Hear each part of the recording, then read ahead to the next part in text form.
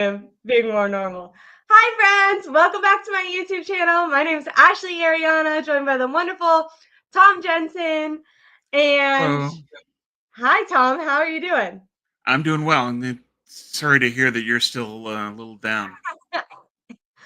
I do want, right on cue, I want everyone to know I'm dealing with a little bit of a cold. So if you guys missed my show with Tom last week, it was because I postponed it, anticipating that I would not feel awful today, and then still carrying it a little bit with me. I think it was I went to Tampa to watch the Bucks game there. That was a in hindsight better game because they won. But it was nice at 85 and humid at night. It was beautiful. And then I stupidly had like the longest trip back where I went to Fort Lauderdale, which is the wrong way.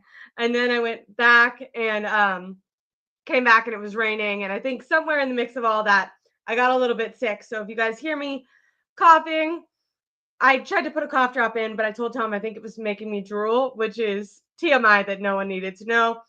But we're going to power through and we're going to talk about the 49ers and how they need to be powered through. I'm going to lock in. Debo needs to lock in.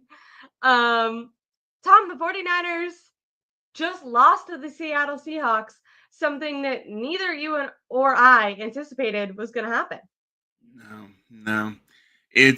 They aren't closing games well. They are just out of sync. I don't see a team that's in rhythm offensively. There are times when they will flash and they'll make great plays on offense and defense, but they can't sequence it together. And if this team is going to make a playoff run and miraculously get in, they have to start playing at least 45 minutes of football, Yeah. consistent good They football, haven't played they haven't even played preferably teams 60, on and his they haven't shoulders. done it. Yeah, they haven't done it all year. They have to start because Green Bay is a quality team. Yes. So obviously their next uh matchup is going to be this Green Bay game. And I think maybe before we get to Kyle, we will touch on Green Bay. So this Seattle Seahawks game really put the dagger, it felt like, in this 49ers season, which we've been pointing out, hey, things don't feel right, things aren't looking right since the offseason. Like since games actually before the games actually started, looked like a lot of these players were turning into, I think you said in your article, independent contractors. I like that phrasing of it. Um, but with the loss to Seattle, which is just, I mean, it was an ugly loss on all sides. Special teams continue to make errors. Defense continue to give up a lot of points at the very end to teams and let them come back. But I don't think it's all on the defense. I think it's on the fact that the 49ers offense cannot put up points. And they thought that Christian McCaffrey was going to be the savior of the red zone woes, of the touchdown woes. He's not. He does not, look like himself. And I'm not putting that all on Christian McCaffrey. I'm putting that on the head coach for not becoming innovative with the loss of Christian McCaffrey and instead just crossing their fingers that he was going to come back and be the same player he was before he had bilateral Achilles tendonitis. But yeah, with this loss, they are now last in their division. They're 5-5, but behind the Rams, behind the Seahawks, behind the Cardinals because they lost to them. So it feels like the playoffs are a far fetch. And like I said, it felt like a dagger to lose to a team, especially that it was just anticipated that the 49ers were going to win this game.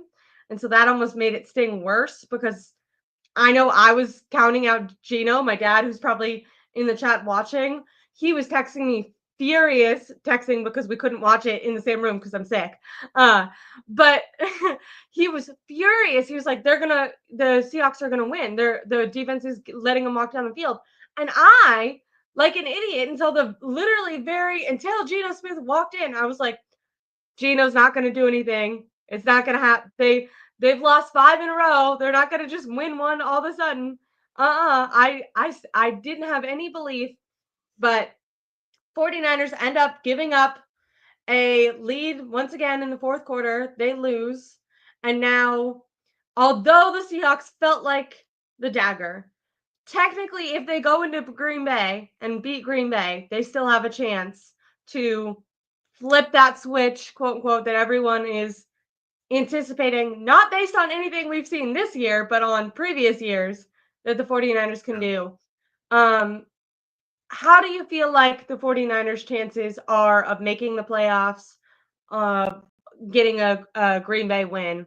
What are you thinking going forward? Going forward, I think that the playoffs are already out of reach, given that they can't play consistent football. They can't play a 60-minute game, and that they haven't found the sense of urgency, rhythm, or dominance that they had last year. So I look at all the tea leaves of what's on the field now. It doesn't give me confidence. You look at the Seattle game; they fell apart late.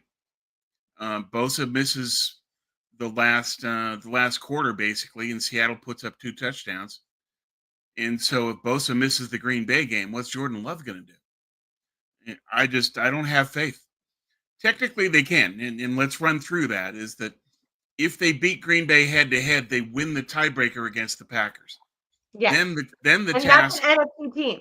So right, that's important. right. Then the task is they have to finish with at least the same record as Green Bay. The problem is Green Bay has an easier schedule to close out the year. The Niners' schedule is the second toughest in the NFL from this point forward. I saw that. Their remaining schedule is up Hard. there, right? I'm going to read off the games that the 49ers have left in order for anyone who doesn't know. So we have the Green Bay Packers 49ers have the Green Bay Packers coming up, obviously. Right after that, they travel to Buffalo to face the Bills. I think that's a loss. Yep. Then they come home and they face the Bears. Now, one thing about Green Bay, and maybe I should get through these all before we talk about them, but Green Bay barely beat the Bears last week. They beat the Bears based on a blocked extra point. So then the 49ers face the Rams again. They face the Dolphins in Florida. They face the Lions at home, and then they end the season facing the Cardinals. So maybe both of us can go and predict how we feel like these games might shake out. Okay, go ahead. So I want the 49ers to go to the playoffs. I Yeah, want to talk well, about them. be you, I'm going Ashley. to You know, give the be optimistic. positive. I'm going You to know, give the optimistic. I'm going to I'll say I'll be the grumpy old they man. like to mess with us. It made no sense that they lost to Seattle. I thought they were going to beat Seattle, but then lose to Green Bay. So now I'm going to say they threw us a curveball. I'm going to say they beat the Packers. I'm looking at that last Bears game the Packers just played. It's leaving me a little hopeful. So I'm going to say they beat the Packers. That's one win. I'm going to say they lose to Buffalo. Then I'm going to say they beat the Bears. Now, where it gets hard is like the 49ers need to start winning some of these games. I I want to I think they have to beat the Rams, right? Like that's an in division game, but Yeah. I think they'll lose to the Rams. I think they could beat the Dolphins. I think they'll lose to the Lions. And maybe because the 49ers are always cinema, like they should just be a, action picture movie at this point with how ridiculous their seasons have gone, especially under Kyle Shanahan. I want to say they beat the Cardinals in surprising fashion because that's a great team. At the very end of the year, that's 4 wins. Could they sneak into the playoffs if they had 4 more wins? No. No? No. 5 and 5, that would put them at Ev- 9. yeah. Arizona's schedule is the 26th hardest in the league, so they have one of the 6 easiest left. Um, the problem for the Niners in the division race is that Arizona has no losses in the division. The Niners have 3.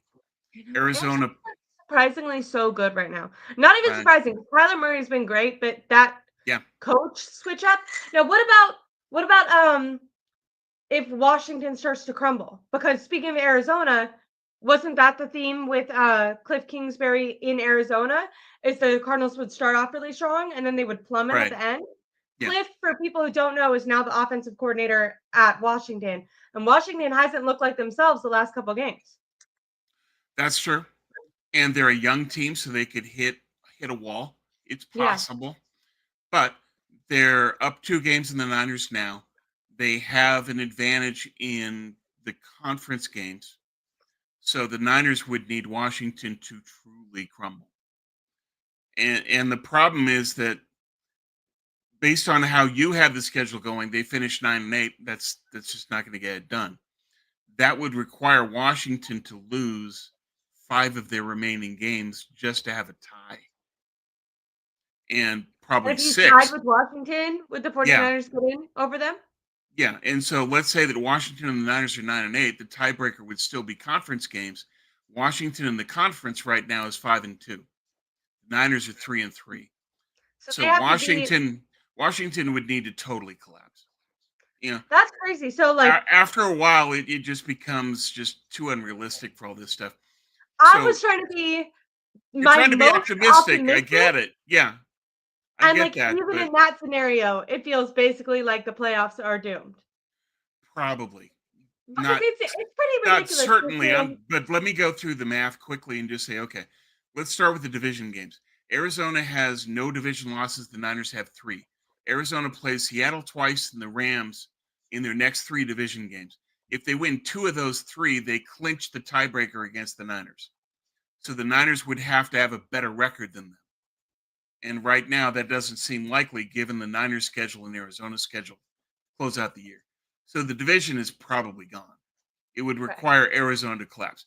The wild card path is Green Bay. They're too well coached. They don't feel like they're going to collapse right now. Probably not. Probably not. So it comes down to the wild card. What can you do? If they beat Green Bay, they win head to head and they get the tiebreaker if they have the same record as Green Bay. But based on Green Bay's schedule, I think the Niners would have to get to no worse than 10-7 and probably 11-6. And now that they're 5-5, it's really hard to get to 11-6. I So want let's say to. they beat Green Bay, but then you have, in order to get to 11-6, you have to beat one of Buffalo or Detroit, which I don't think either one of those is happening. So the best the Niners can do is 10-7. They would need Green Bay to collapse. They would need Green Bay to fall back down to them, Can and I? that's unlikely too. But Yeah. let's just take it in terms of next week. Yeah, you're right. They didn't play great against Chicago, but I think they'll be motivated to take on the Niners. Yeah. Given last year's playoffs, I think they'll be emotionally fired up. And if Green Bay wins this game, their playoff chances go up to 90%. It basically puts them in the playoffs. So this is a very big game for Green Bay, and they know it. And it has a lot of emotional impact for them. I think Green Bay will win, particularly if Bosa doesn't play, because then the No. Niners won't put pressure on Love, and he'll carve him up. For people who didn't hear or see and want to know what's going on, Nick Bosa had a hip pointer injury on one of his hips going into this game and last game.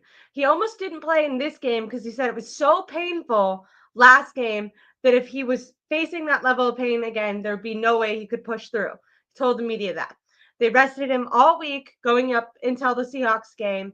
He ended up playing, but during that game, because he was feeling pain on one side, he ended up favoring the other side and then injuring that hip. Then after the game, they actually come out and they say it's not just a hip injury. And by the way, a hip pointer means you were either tackled or landed on a hip and you have like a deep bone bruise. Right. But then they came out and they said, actually, it was a hip/oblique injury. And now he has a hip/oblique injury on the other side. So On now he has both legs. both hips and obliques are screwed. After the game, only judging off of his tone, Nick Bosa sounded to me like maybe he'd a minimum missed 2 games. He looked like that shit was painful and like he had zero confidence he was going to come back, especially against Green Bay. Then Kyle talked yesterday to the media, and Kyle, who I don't know if he's just projecting confidence or maybe Bosa does feel a little better after some time. But Kyle said there is still the opportunity that Bosa does play against Green Bay or against the Packers in Green Bay. They're probably going to treat him much like last week. He'll probably be out tomorrow, resting, rehabbing, and then maybe try to push it game time decision again. Right. Well, and then Kyle being Kyle, he characterized it as 50-50. He said that there's an equal chance that Bosa can or can't play. Yeah. Based on what Bosa looked like after the Did game not look in 50 Seattle, 50. He didn't look Bosa was like, 50-50 "This to is me. see And you later, so, guys." yeah, I think that Kyle is pushing a narrative that he wants to see. He's trying to wish things into being. Speaking it Same into old, same old. existence. Kyle's manifesting on the press podium. Yeah, yeah. But you look at and how Bosa was reacting and how much pain he was in. I Yes. don't think he's going to play. If he does play, how effective would he be given that pain threshold? And you're playing in Green Bay at the end of November. It's not going to be exactly warm. That's not going to help him either. No. So if he's playing on a hard surface in cold weather, maybe rain or snow, I don't know. I think the forecast is dry right now. He's Yes. still playing in the cold with two bad obliques. Yeah. He Yeah. doesn't How have how a good successful side will to Nick lean on. Bosa be? Yeah. Even if he plays, he's not going to be Nick Bosa. So Yeah. I don't like their chances. We saw what Seattle did when Bosa was off the field. 6.1 yards per play, 2 touchdowns. Without Bosa, I this defense doesn't work. I have this written down. I found it kind of interesting. Both Grant and Larry have talked about this to Nick Sorensen himself, but all the way going back to Ohio State with Nick Bosa when he suffered a core injury actually in college, as well as his obviously lower body injuries. But he only played like some people like Max Crosby is a pass rusher that plays almost all the snaps for when the defense is on the field.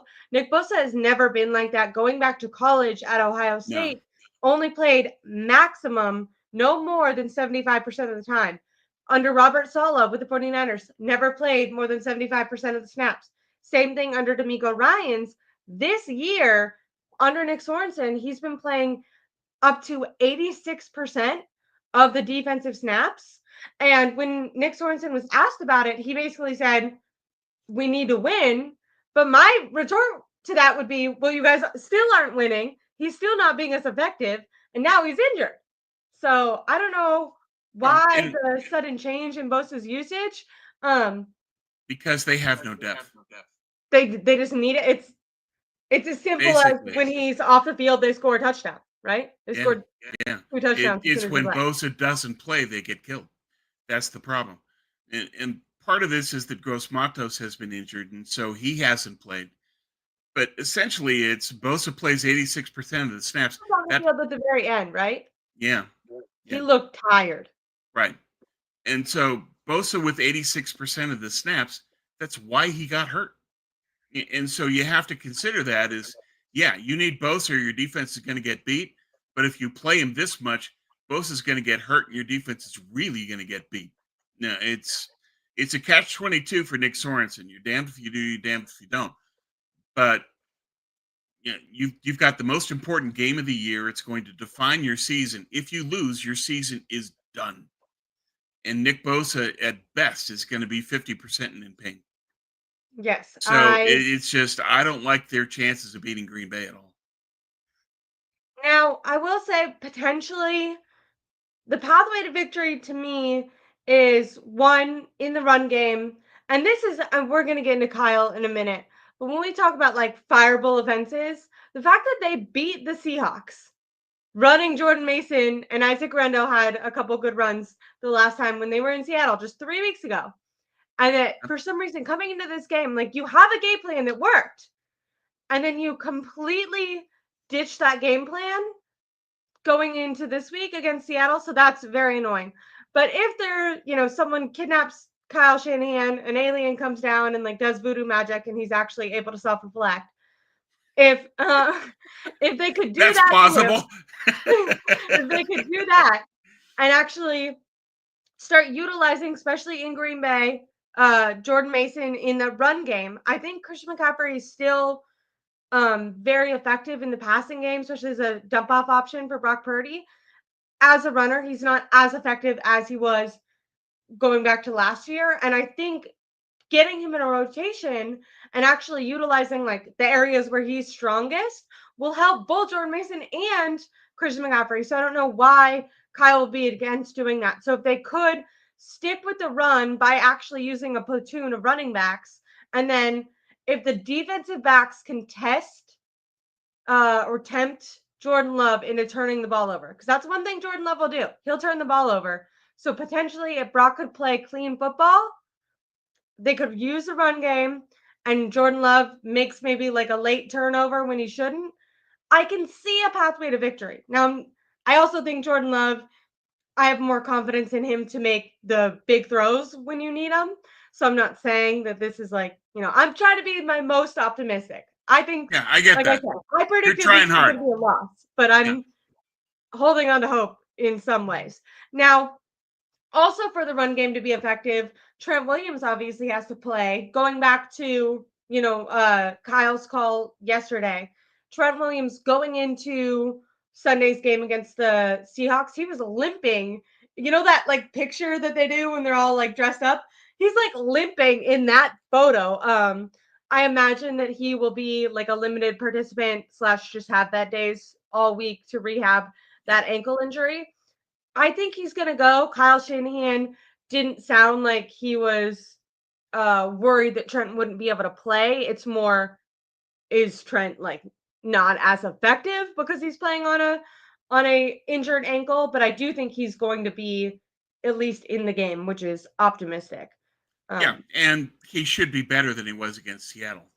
yeah, he's a week more removed, and it's not a Right, high ankle; it's a low ankle. Which, right, and I'm and not trying that's to say key, and I that's wouldn't going to want be to an play on important any thing. week, but I'm saying with the shots and stuff that they give them, Yeah, with they all the seem to be making treatment, sense. Trent should be better this week. There's no Yeah, question. The thing that the running game needs is Kittle, and apparently Kittle is going to play against Green Bay. yeah, Is he's that supposed to his practice tomorrow too. blocking is essential to their run game. So they need Kittle back more than anything. But beyond that, Kyle has to distribute the carries more evenly. Yeah. Christian's improving. You could see that. You could see some glimpses of 2023 in his game last week, but he also looked really tired. You had the shots in the sideline or even the shots in the huddle where he's just winded and just gasping. And so that doesn't fill me with confidence that he's in prime football shape yet. He's going to need a couple more weeks. So, given that, why aren't you playing Mason? Yeah, it doesn't And make any sense. I don't get I it. don't. It's just If Jordan he was Mason is playing one of the past top like, backs in the league this year, and you now McCaffrey comes back, and Jordan Mason has a total of 3 carries since Christian returned. That's that's indefensibly bad. There's no way you can do that, and you shouldn't do that in Green Bay when you're going to have a cold weather game. You need to pound the ball. yeah, You know, look at what happened against Tampa, where McCaffrey only had 4 yards after contact. yeah, Then look at what Mason's done all year in his yardage after contact, and tell me you shouldn't give Jordan Mason the ball more. You have to. yeah. So I In the two, hope in the in your only two optimistic runs, right in your in the optimistic only two times he was scenario, given the ball against Seattle, he averaged 6.5 yards a carry. Doesn't right, make sense to me that right. you would see that and be like, don't need to go back to him. No, there's no justification of all the errors that Kyle has made.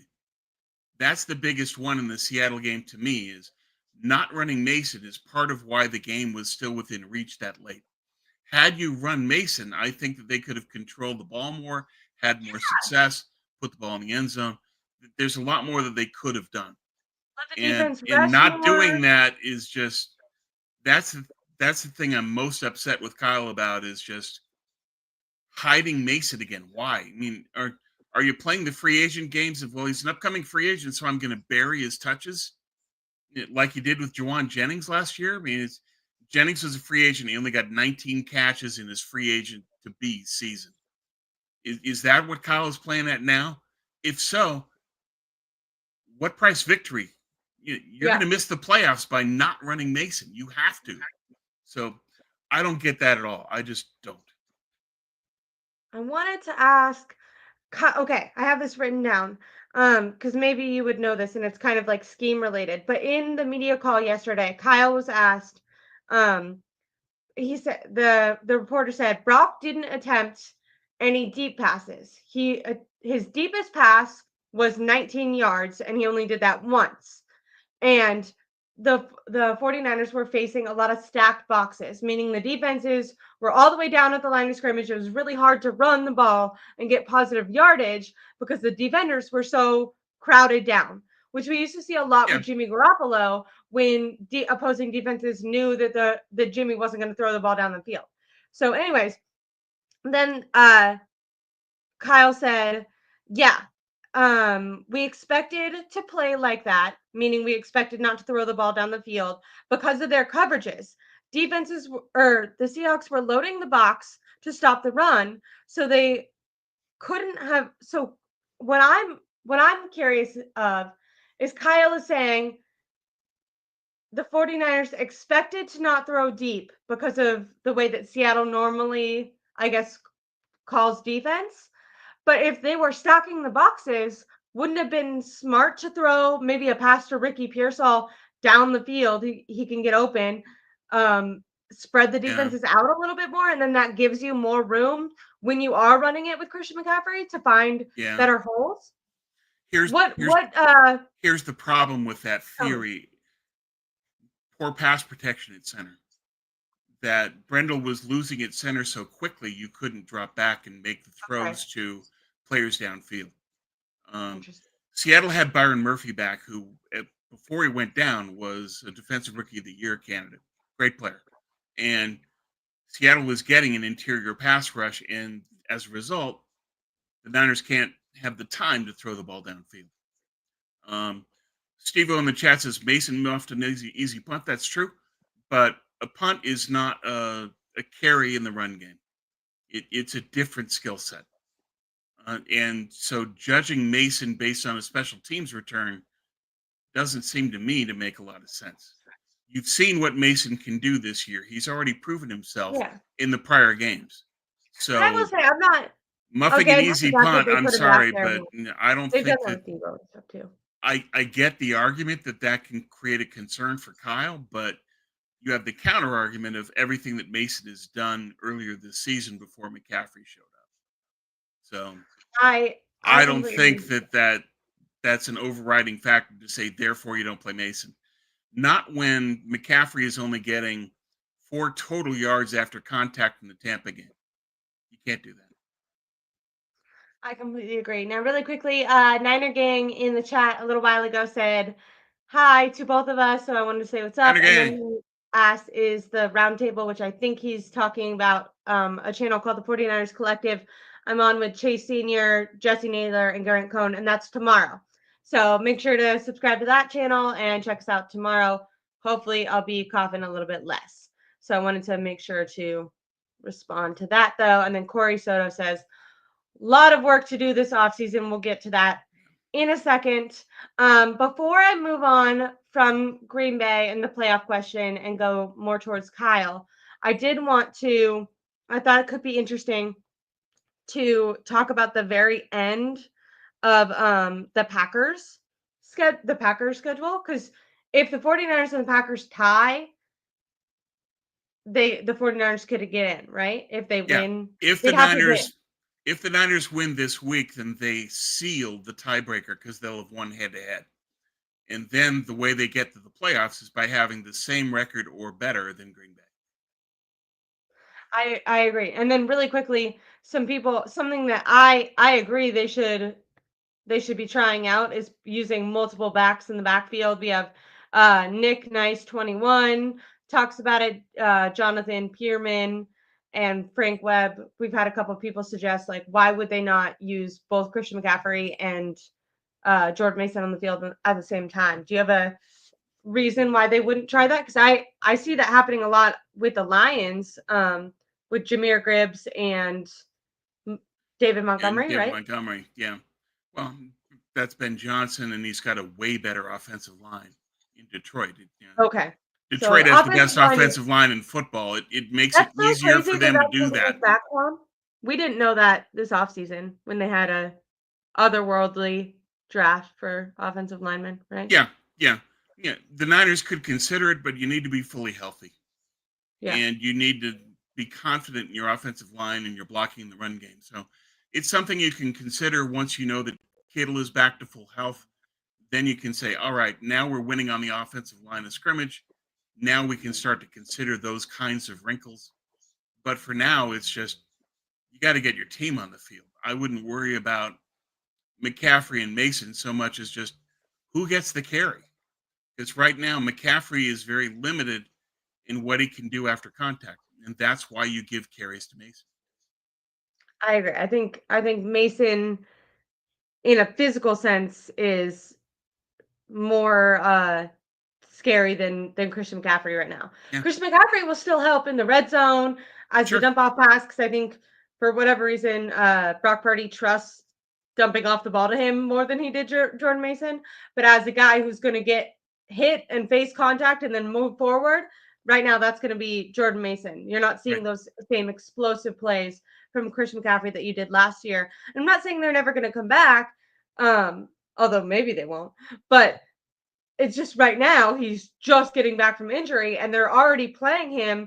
I think he only didn't play 4 snaps Yep. last game. Like it's insane. No one, all everyone who's listening right now, no fans who have watched the 49ers and watched the success that Jordan Mason had with the 49ers when Christian McCaffrey was out would assume that the second that Christian McCaffrey got returned from an injury that, by the way, is an overuse injury, like it can still flare back up.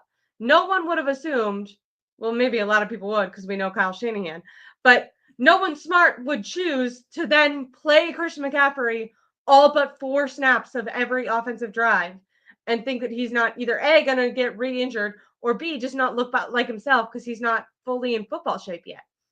It Right. doesn't make any sense. Well, Take it's a guy who was leading the NFL in yardage off right. the field to put in a guy who, like, the whole protocol for him is to not overuse him right now. Doesn't make any sense. No, But no. But it is what it is. It's just Kyle is calling the game as if it's 2023 and as if 2024 never existed. And we never knew that Jordan Mason could do this. It's just, to me, it's indefensible. I do not understand the thinking behind it, other than he wants the versatility that comes from having McCaffrey on the field. He wants the gravity that McCaffrey creates in attracting defenders to make things easier for the rest of his teammates. Okay, but you still have to say, you still have to focus on, if I'm going to give the ball to a running back and if I'm going to call an inside run, what are my chances of the yardage, McCaffrey versus Mason? yeah, You can't credibly argue McCaffrey is better. He's not. no, It's just Kyle doesn't want to lose the McCaffrey effect on the defense. And I think that's why he's doing what he's doing. McCaffrey's gravity is so great in attracting defenders that it makes McCaffrey is Kyle's easy button. And Kyle is addicted to that easy button. That's what's going on. yeah. And then, I mean, Jonathan Peterman says Christian McCaffrey is only averaging about 3 yards per carry. Jordan Mason is averaging around 5, more than that, honestly, which is upsetting. In this recent game against the Seahawks, McCaffrey averaged 4.2. Jordan Mason averaged 6.5.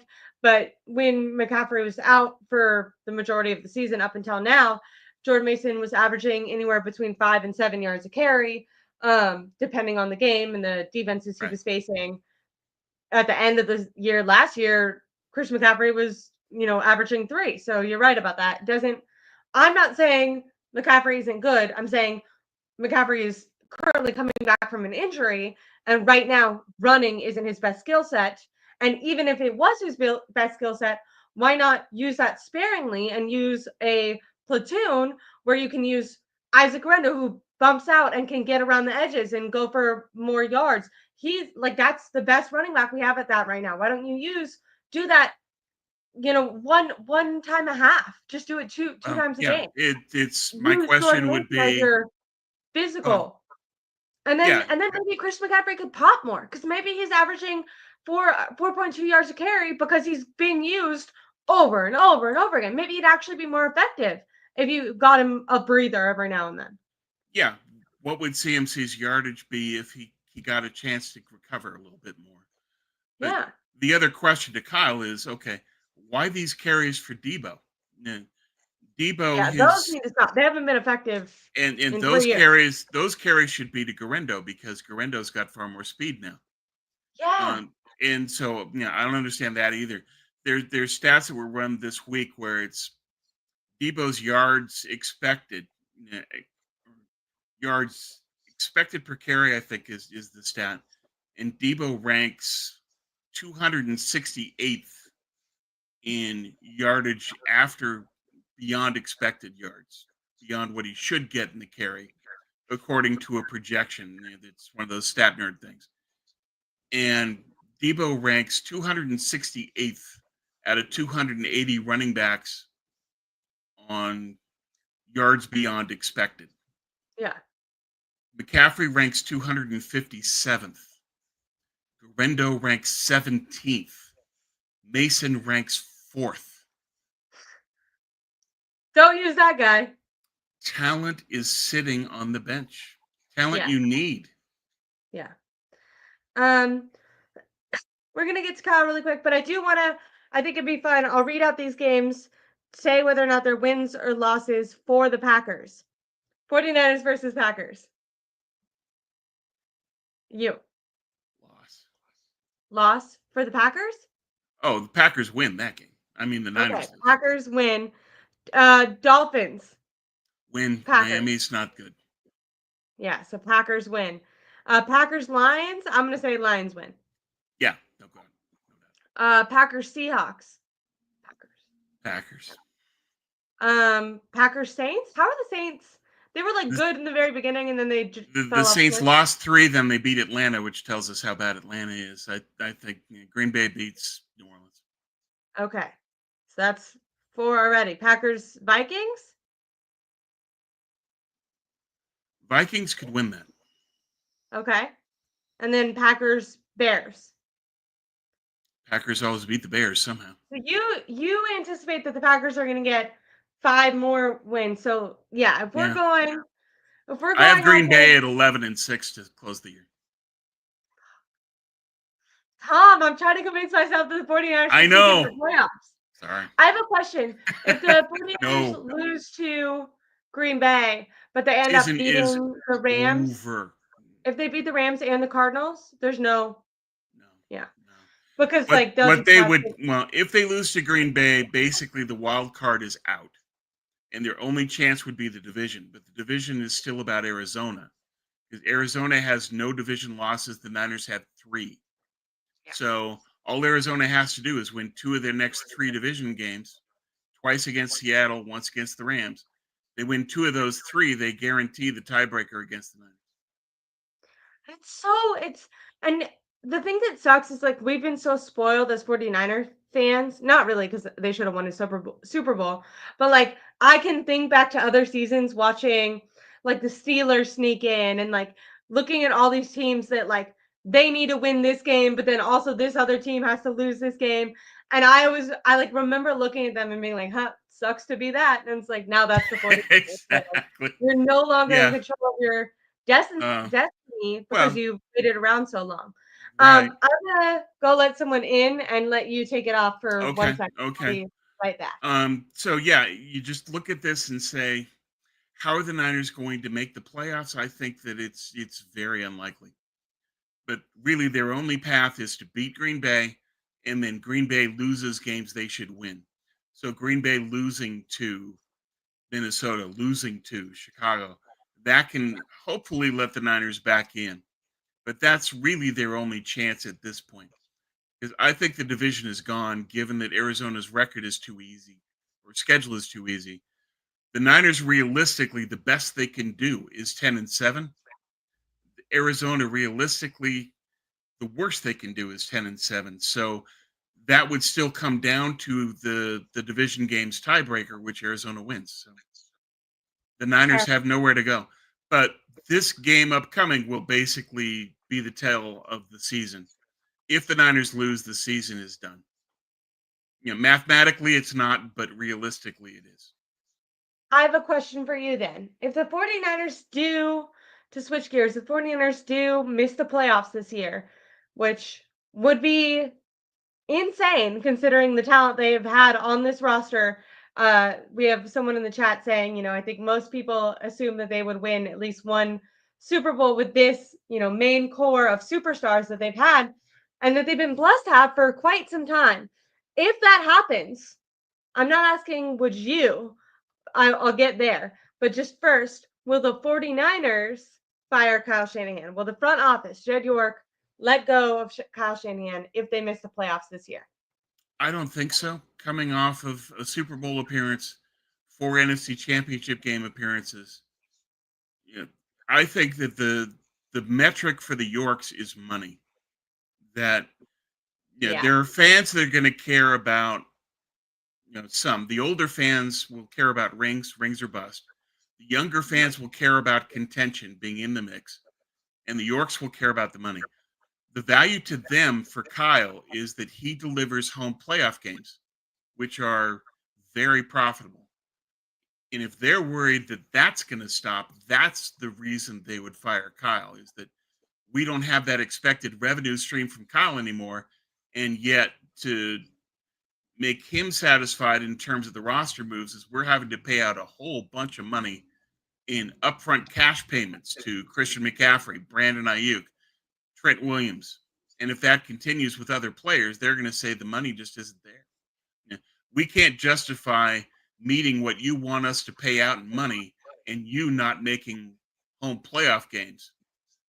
That would be out of balance. That would be why the Yorks would move on from Kyle.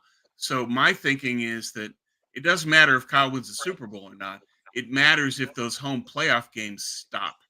And Okay. so that could happen this year. That could happen next year. If it does, I think then they would fire Kyle. So do you think that the Jed York in that case, because obviously if they miss the playoffs, they're not going to get a home playoff game.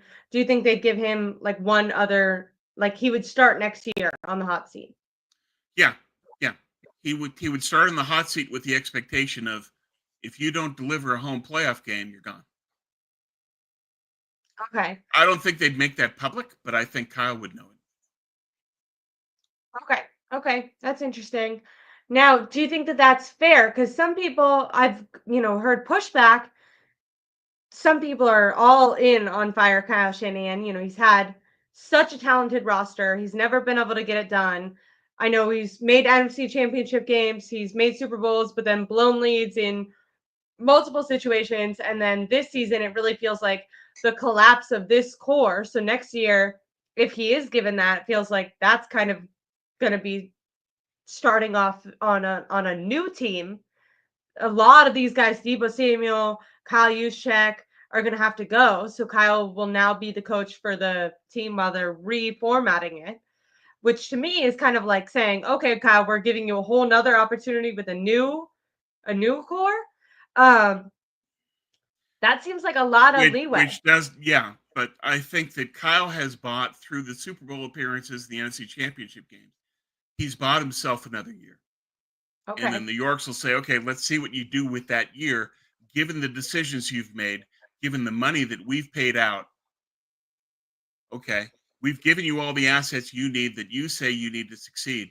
If you fail 2 years in a row, that shows us that you can no longer get it done with this team. And it might be that your message is fading, that you've been here too long. And that happens in the NFL too. But I think that that's going to be the breaking point, is that if they don't make the playoffs 2 years in a row, or even if they don't have a home playoff game next year, that'll be enough for them to say, we need to move I agree, but I think if you're Jed York, you have to at least call Ben Johnson and see what would his asking price be. Would he be interested in the 49ers? Would he be interested in coaching Brock Purdy? Like it's scary to me to give Kyle this other year because you could be passing up on good coaches in this hiring cycle. So if on. you end Yeah, up no, I giving agree Kyle next entirely. year and you just Yeah, gave him another year and then you miss out on a great and you coach, admit exactly right. that's malpractice. But then I've Right. heard the opposite argument where I've heard, you're being too emotional. Good franchises don't, fire head coaches that have gotten their teams, to the Super Bowl and to the NFC Championship. I've definitely heard that argument where some people think, it's way over exaggeration to consider. I think even in this chat, we had someone say, Kyle Shanahan is a top coach.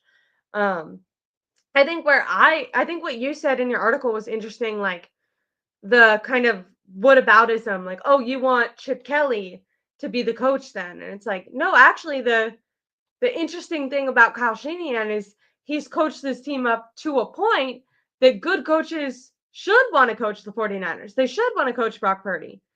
Right.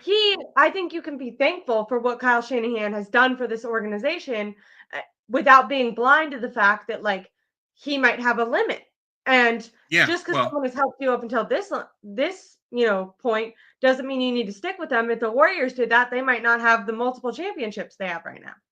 right, right. Well, so let's go to the chat on some of this. Nick Nice 21. Harbaugh and Seifert were fired for less. True. Seifert was fired though by Eddie D. Eddie D is not Jed. Harbaugh, that was more about the friction between Harbaugh and Balky. But why you would keep Balky and let Harbaugh go is highly questionable. Your How the dad says, Jaguars looking, by the way? yeah, Both and right. both Look you how gonna well get the out of that one? Chargers are playing right now. And your dad says fire Kyle, period. I get it. It's just, as I said in my article, if it was up to me, I would fire Kyle because I value Ben Johnson that much. Is Yeah, that you have to be aware of the supply that you get a coach of Ben Johnson's talent once every 4 or 5 years, maybe. yeah. It's why they hired Kyle, was the same kind of thinking that we've got this rising star, this great offensive mind. We're going to hire him. He can carry us forward. That's the same reason you hire Ben Johnson now. And I think that if they don't fire Kyle and Ben Johnson goes someplace else, they're going to regret that. I think Ben Johnson will be a great coach in this league. I think he's going to get a ring this year, but we'll see. And that's why I make the move, is that I say that you need to move on from Kyle. He's lost the team. They aren't motivated. You've got these independent contractors. You don't have a team anymore. It's time to move on. And you've got this great offensive mind that succeeded. Tap into that. Get your future now while you can, because if you wait, now I get the argument from appearance's sake of, well, Kyle was just in the Super Bowl. We can't fire him now. Yeah, I get that, but what's more important? What's more important is getting the right coach to lead you going forward. You can get that coach now. You can't get that coach next year unless Johnson decides once again to stay in Detroit for another year. If they do, they will have lucked out. I don't think Ben will do that, but we'll see. It's just this is his opportunity to cash out. I think he will. So, what the Niners will do, I think they'll keep Kyle. What I would do, I'd fire him and hire Ben Johnson without looking back. I completely agree. Do you think, putting your mind in Jed York, do you think that he'll at least call Ben Johnson? I'm not saying he'll Probably, actually act probably on it, not. but will he No, like look at the market? No, because why? If your full intention is to keep Kyle, you don't ask around at the other coaches. You don't do Kyle using his name to scare the Yorks. That would suck. I would hope that Jed York could have enough cojones to at least inquire to see if Ben Johnson would even want to take this job. If he did want to take this job, would he want to coach Brock Purdy? Corey Soto says the 49ers are not going to fire Kyle Shanahan. He might get put on the hot seat, but he will not tie his future to Brock Purdy. He'll inquire about Cousins, completely serious. I am the part of this question that I'm interested in, and you see this a little bit on Twitter. Some people going to fire cut, saying let go, trade Kyle, whatever, and we can get to that because your article talks. You bring up something that I thought was interesting because my assumption was if they traded Kyle, they would probably get a huge return. Um, but some people are saying move on from Kyle, but then you have the other crowd that's saying no, Kyle's been an excellent coach, but Brock Purdy, as we can see, isn't, if we're watching, what was the two teams that just met up? Was it Chargers and Bengals just now on Sunday Night Football? that. Hmm. Where it was just like two incredible high level quarterbacks. Yeah, And you hear these people that kind of are saying Brock Purdy he's not worth what, the market's going to say he's valued at. Should the 49ers look to maybe draft a quarterback next year if they miss the playoffs? And do you yeah. think Kyle Shanahan, if he isn't fired, even if it's later rounds, do you think they'll look to do that? If they miss the No. playoffs, because people are talking, okay, if they miss the playoffs, how does this affect Kyle? They missed the playoffs. This is a contract year, or could be for Brock Purdy. They don't need to necessarily give it to him, but people have assumed they're going to pay Brock Purdy after this year. If they miss the playoffs, does that affect Brock Purdy's money? Probably not.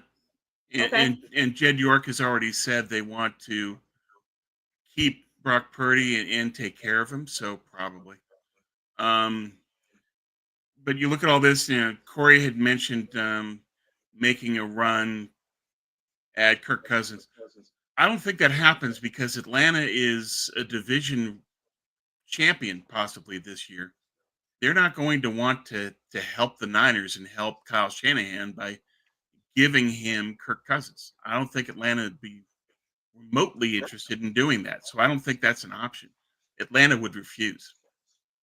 Okay. Would Kyle want that? Yeah. Would he get that? No. So I think that they're locked in. If Kyle remains as the coach, Purdy remains as the quarterback, and that's where Kyle's thinking is at, and Jed.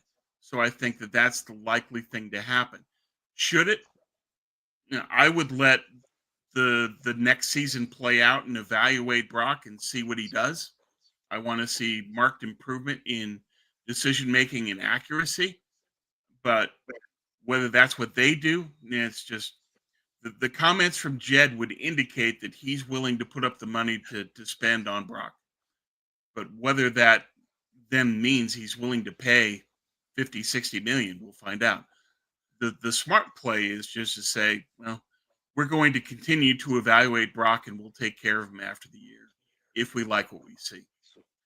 But if I was putting down money in Vegas, I would bet on Brock staying as the quarterback, Kyle staying as the coach, and the team Funny, I investing agree with you. and Like, the team investing in Brock. like what I think could be interesting, even if they didn't want to make Brock play out the rest of his contract, 'cause maybe they want to keep a good relationship. They're thinking that they want to pay him, but they're not 100% sure. Something that you could do is go to Brock and potential. And this is, I'm not saying this is actually what they would do, but maybe this is a possibility. They always talk about how creative Parag Marate is. Couldn't you say, "Hey Brock, while we're figuring out the structure of your deal this year, why don't you play for 40 million?" It's a huge He's playing for under a million now. It's a huge salary increase for him. A 1-year deal. I think the Packers did that with Jordan Love. The Niners won't do a 1-year deal because the cap hit would be gigantic. They can't afford to do that. If they're going to sign Purdy, it has to be to a long-term deal so that they can stretch out the Could money they and do reduce 1 the year cap hit. No, before marrying them? Because maybe they're not sure if they want to pay him. no, I get what you're thinking is that give him a $40 million trial run, basically. Yeah. But they can't because the cap hit would be monstrous. You can't do that Oh, because you wouldn't be able to spread the money out. You would have all the money that year.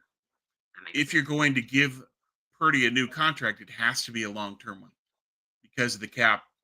You have to. You don't have a choice in that. Um, Corey saying Atlanta's falling apart, underperforming. I think it's a possibility. Corey, I think it's a possibility that they move on from Kirk Cousins. But I think for competitive reasons, they're going to say, yeah, we could move Cousins, but we're not giving him to the Niners.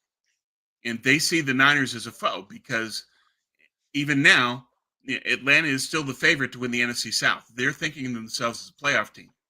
And a playoff team isn't going to hand Kyle Shanahan his dream quarterback. They're not going to do that. Now, they might say Michael Penix is our future. We're going to move on from Cousins. But that doesn't mean they send him here. I don't think they will. Corey Soto says Kyle deserves plenty of criticism, but I disagree that he's the reason Purdy is struggling. I think there No, could be that's a lot. multiple There's a factors. lot of contributing to that. Yeah. Like I think Kyle's interesting, and I think Tom feels this way too. Like Kyle is both the reason that the 49ers have been in the mix and the reason that they haven't won it all. And I Yeah, think Kyle is kind of like that with his quarterbacks. You look at his quarterbacks who have, I mean, when you look at Jimmy Garoppolo, Nick Mullins, and you look at how they've played for Kyle Shanahan, you're like, okay, well, he really gets the best out of you. But then at the same time, like he's able to enhance you, but then also handicaps you because he doesn't actually empower you to start learning how to make your own decisions, start learning how to read defenses, adjust, make play calling adjustments if you need to, feel confident in yourself to throw down the field if you need to. He kind of takes away your confidence, but does install a really good system that if you can master, you can win a lot of games. But you might not feel as empowered to win the biggest game when things fall off a schedule because you're not and you being the quarterback isn't used to playing under those conditions when they're Kyle Shanahan's quarterback. Yeah. So Yeah. I think there's probably a lot going on with Purdy. One, it's a contract year. He himself has said that he does feel the pressure. Also, he's just playing with less talent than he had last year. Not necessarily, obviously, guys are back, but guys are older, more beat up, injured. So that's something. So the pressure, the talent around him is different. Feels like defenses are not as surprised by Kyle Shanahan's scheme and system anymore. A lot of it is on him again. So you see a little bit of that regression to hero ball that he had in college. I think in some ways with his legs, he's much more impressive, but then Yeah. he can rely too much and end up missing dump off passes. You can really tell there's certain players he trusts and certain players he doesn't. And I think that can sometimes lead him to make the less effective call, if he's choosing between throwing to a Jordan Mason dump off pass or running, he might choose to run. But if that was Christian McCaffrey, maybe he'd dump it off. But maybe the actual thing he should have done was dump it off to Jordan Mason because he could have gotten 10 more yards where Brock Purdy's going to take a hit. And right now, we also don't know how long this has been going on for, but Brock Purdy did. Kyle Shanahan yesterday said he had shoulder soreness. Rob Stats Guerrera, who is a content creator, did tweet out that when he was watching Brock Purdy, he felt like there might have been something going on with his shoulder coming into the game. I do know that at the beginning, the first half, Brock Purdy was throwing high a lot. So that was definitely something that was noticeable to me. Now, I didn't notice if it was like because of an injury or just because he's been off a little bit. But I think there's a lot going on with Brock Purdy. Some of it, I'm sure, is the pressure that Kyle's putting on him. Some of it, I think we can say that, Purdy might not be an elite quarterback. I think he's really good. And Yeah. Yeah. uh, I think it's one of those both things can be true situations where with Purdy, I think there's a number of contributing factors. Part of it is Kyle, and Kyle is putting thoughts in his head of this, and Purdy is not playing as instinctively, and therefore he's not playing as quickly. He's over. confidence was a big part Yeah, of I what think made him so good his first year. yeah, I think his confidence has waned a little bit, and I think that his timing, his accuracy isn't as good even as it was last year. Why? Hard to say. There's a lot of factors in terms of the offense itself that the offense hasn't played together as a unit to develop cohesion. There's a lot of players that come in and out because of injury. Plus, you had no McCaffrey for 8 weeks. So the offense never really clicked. Then you lose Ayuk for the year. You've got Debo, who's taken a steep drop this year. Yeah. And you've got Kittle, who's been great when he plays, but he's been fighting injury all season. Seems like every week Kittle is, will he play, will he not? And when you've got that level of uncertainty where this team didn't have Ayuk because of the contract talks, a lot of what happens during the season is what you build in camp. Dictates in the offseason. And they didn't The build vibes were bad in the offseason, Tom. right, and they didn't build a continuity going into the year. And then they keep losing players in and out during the year. And you've got guys that are less than what they were even last year, especially McCaffrey and Debo. And then Kyle starts calling 2023 as if 2024 didn't exist. All of that contributes to Brock not playing as well. But I also think that there are things that you need to put on Brock himself, that he needs to play as he did last year, play instinctively. He's got to put the ball on target more often. He's got to be more accurate, and he has to improve his decision making. He's still making throws where he's throwing into double coverage to avoid a sack and throwing a pick. You can't keep throwing into double coverage. He has to learn or unlearn that bad habit. He also has to learn how to throw the ball away more. He's not doing it enough. No. He's running, and that's a great thing. He's very good at it. But in those situations where you really can't run and nobody's open and the defense is coming on you, throw the ball away. And that was a problem that Garoppolo had Don't Jimmy be would taking throw the sacks. ball away because it hurt his stats, which drove me Yeah. nuts. I don't think Brock is doing that, but I think Brock needs to get into the habit of throwing the ball away when he's got no better option. Far better to do that than to throw the ball into double coverage and risk a pick. I completely agree. Now Jonathan Peterman did say he probably learned it from Kyle, maybe saying because Jimmy Garoppolo did something similar. I think that the way that they've gotten there is different. I think I agree with you, Tom. Jimmy didn't want to hurt his stats. I think Brock Purdy feels like the season is crumbling, feels like the players, he doesn't have the same players that he used to be able to rely on last year. He wants to put it all on his shoulders. And so he's scrambling. He's trying to make tight throws. He's taking sacks because he doesn't want to throw the ball away last minute. I think you can see in his body language that he feels the pressure and he thinks every play matters. And he doesn't realize sometimes just throw the ball away, go to the next play. That's Yeah. actually going to be the more beneficial thing for you to do than to take a sack and hurt your shoulder and then not be able to throw as well. But I understand. I think he's doing that too, but I don't think it's for the same reasons. No, me either. But I agree with your read that Brock looks like he's pressing. He doesn't look as fluid and free as he did last year. Yeah, I agree. Mustafa says Purdy is not clutch like Jimmy G was, and that's the difference. And is this a joke?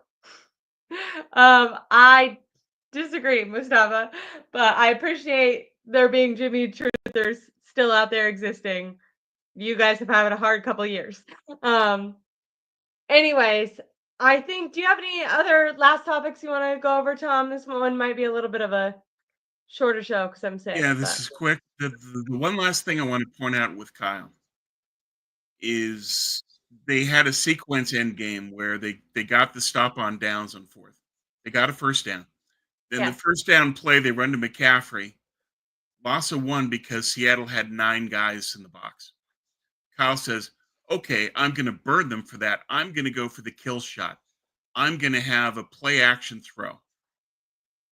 Purdy sails the ball above and behind Debo. There you go. Yeah, I've seen And this now one. you've got an incomplete pass, the clock stops, and you save Seattle a timeout.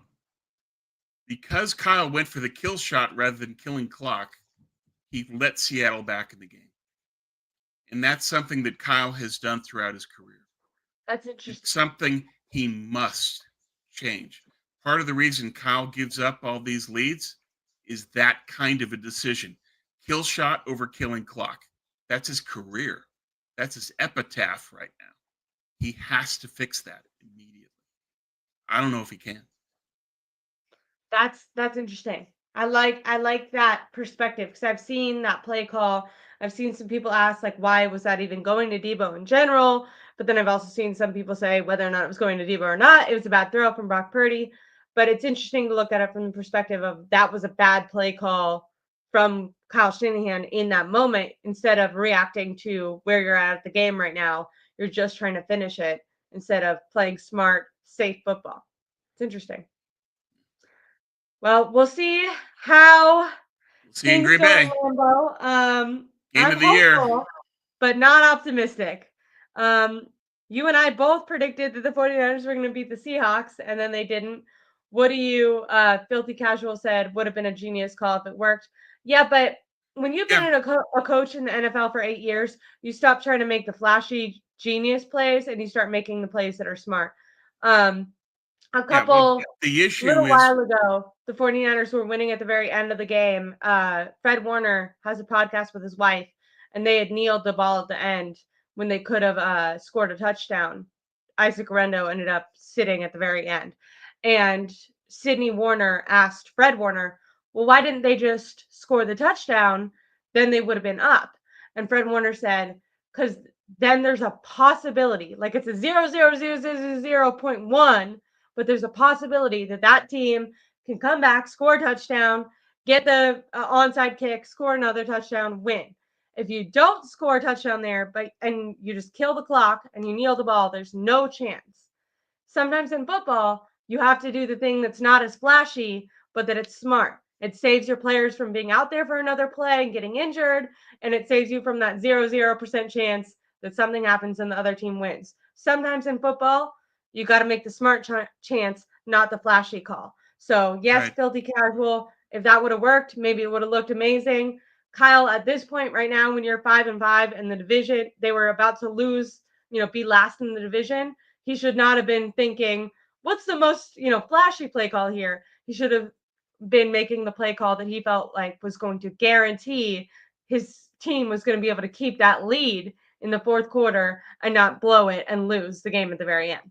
And Right. he didn't do And that. And he's consistently and, not and he done that lost his and in he big lost games when he's been winning and then lost. and he lost the game as a result. You know, I agree with filthy casual. It could have been a genius call, but you have to factor in the execution of your team. Given Mhm. how given how Purdy was playing, given how Debo was playing, what are the odds that that play doesn't work? And what are the consequences if it fails? That's what Kyle isn't weighing. He's just saying, if this succeeds, I'm the hero and we've won the game. Kyle is looking to win the play when killing clock is what wins the game. And play over game is the decision Kyle continually has made in his career, and it's come back to bite him a lot. It's why he gives up leads. It's why he doesn't have a good record in games that are decided by 7 points or less. It's that exact decision. It's kill shot over killing clock when you have to do the clock to win the game. I completely agree. I'm gonna close this one off. Like I said, really appreciate everyone hanging with me. I feel like my cough kind of went away. Maybe I just need to stream at all times and then I won't have a cough anymore. Yeah, Specifically at that's it. night. Just That's when talk my all cough day. gets worse. I'm gonna be like in You, bed live streaming it. That's probably creepy. I probably won't do that. But I swear it gets worse at night with the cough. But hopefully I'll be feeling better. I really appreciate get better. everyone for tuning in, and I appreciate Tom for hanging out with me. If you guys liked some of these topics that we talked about, specifically, looking at Kyle Shanahan staying from a 49ers point of view, kind of how we got here, going all the way back to not only this offseason, but the Super Bowl loss, what Tom thinks about all these situations. Really encourage you guys to check out Ninercast on Twitter, Fan Nation for Sports Illustrated, his most recent article, a lot of the topics that we talked about, loosely based off of everything he wrote about. He always has great previews before the games and then post game recap takeaways. So make sure to check out Tom's articles. Make sure to like and subscribe to me if you guys can. Let me know if you guys think Kyle should be awarded, one more year with everything he's done so far, or if he's, hasn't shown that he's been able to do it with this talent. Why give him another year when it feels like they need to start structuring their roster? Maybe they need to be doing that with a new head coach. Let me know. I really appreciate it. Give me a like, give me a subscribe. Tomorrow I will be going live on the 49ers Collective, so give that a watch too. And hopefully, because I do think I'm on the up and up, I'll be going live with Marco this Thursday. If you look back at my channel, I did a lot of solo videos last week because I was recording on them on my own and cutting out the times where I was just like coughing because I didn't think you guys wanted to hear that one. But I really appreciate it. Thank you guys so much. Hopefully our substitute punter doesn't get sick. I was sitting next to him on the plane and now I'm sick, and I think that I got sick on that trip, and I was like, is he going to be sick? But then he looked fine. Jake Moody made his kick. There we go. That's one positive. Jake Moody, I'm your biggest fan. I've always been. Totally believe in you. Let's go. Oh my God, what if they lost to Green Bay? Like last second, they had a No, kick. Jake Moody missed it. don't. Like, I said that, Don't so go there. I'm reverse jinxing them. That's not gonna happen. We love Jake Moody. I'm gonna stop talking now. Thank you guys so much. I appreciate it. Always love doing a show with Tom. Thanks, Tom, and thank you guys for joining us. See you later. We're gonna bring you all the content, win or lose. We'll be taking you guys through it. Bye.